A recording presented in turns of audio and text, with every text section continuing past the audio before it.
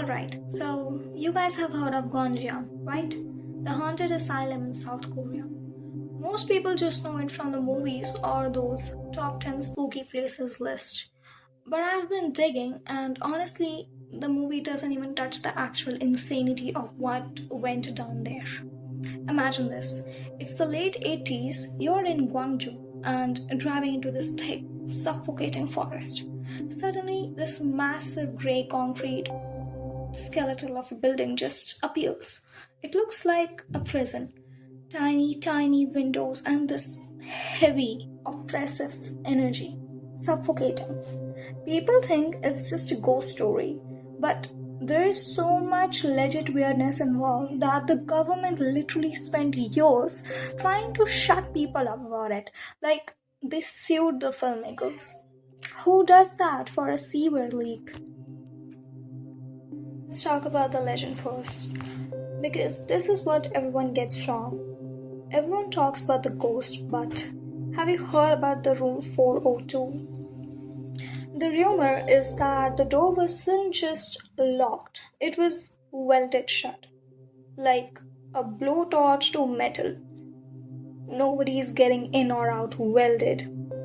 Explorers who went there before it was torn down in 2018 said that if you stand in front of that door, your flashlights, your camera, it'll die.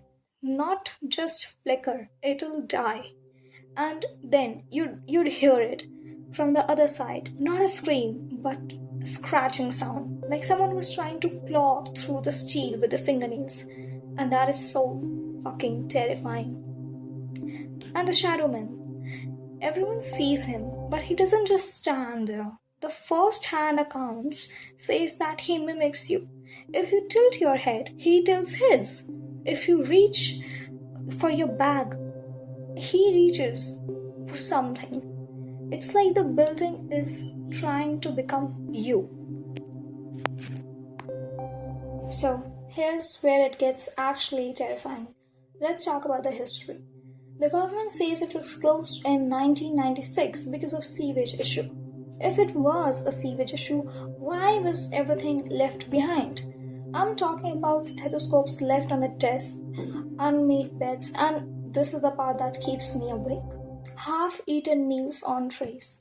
Like 1 minute everyone was having their lunch and the next they were just gone. No one packed their bag and no one grabbed their ID cards, nothing.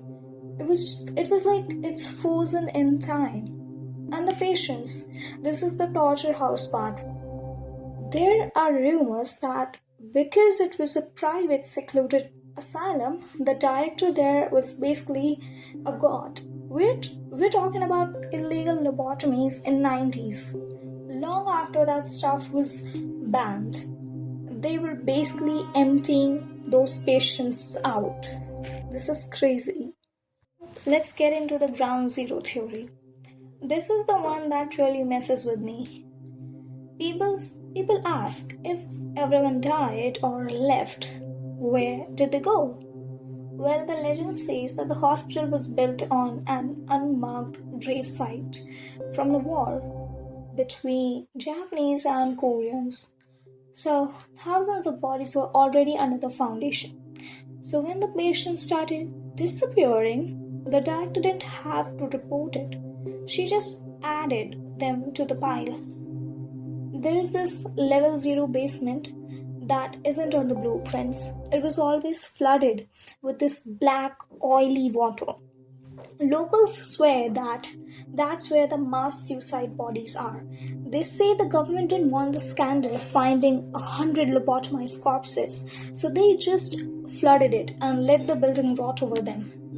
And the dark buses, this is another local legend from the Gwangju elders, which says that they saw for a week after the closure these black buses with no license plate and tinted windows leaving the forest at 3 a.m. No one ever saw those patients again. They didn't show up in other hospitals as well. It's like they just vanished. It's like they never existed in the first place. Let me just talk about what I personally think of this whole situation. To understand the energy of Gwangju, I think we have to look at it like a grief layer cake. In paranormal theory, land has a memory. And when you stack tragedy on top of tragedy, the land becomes poisoned. In Korea and in a lot of other Asian countries, feng shui is taken very seriously.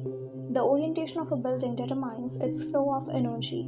Local legend says Gonjiam was built on a dead spot, the land that was already spiritually heavy because of it being an unmarked grave site. So when you build on top of restless, unavenged souls, you aren't just building a building, but you are literally putting a lid on a pressure cooker of resentment. It's like ground zero.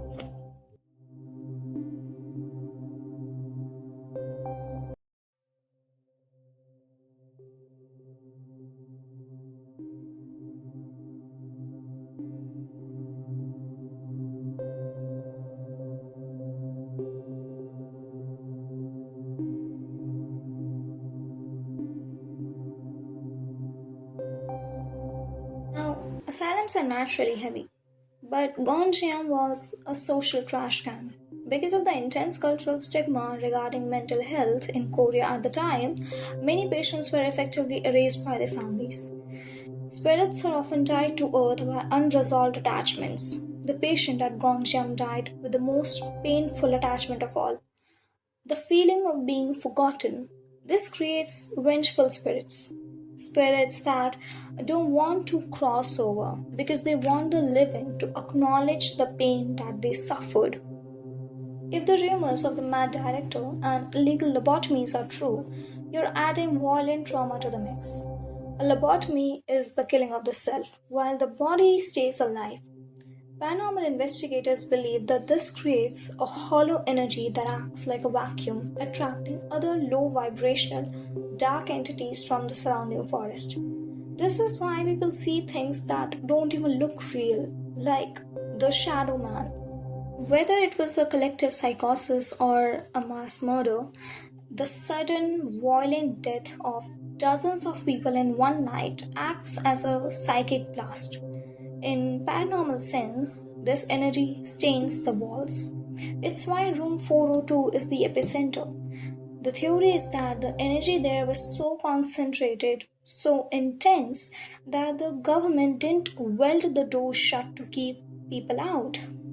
They did it to contain the frequency so it wouldn't spread to the rest of the province. Why I think it was doomed from the start. You can't put a place of healing on a land meant for mourning. By putting the mentally vulnerable on top of a war grave, the hospital became a spiritual battery. The ping pong sound, the echo, the hauntings, the heavy air. That's the density of accumulated grief. It wasn't just a hospital that failed, it was a trap set decades before the first patient ever walked through the doors. The land wanted its silence back, and in 1996, it finally took it.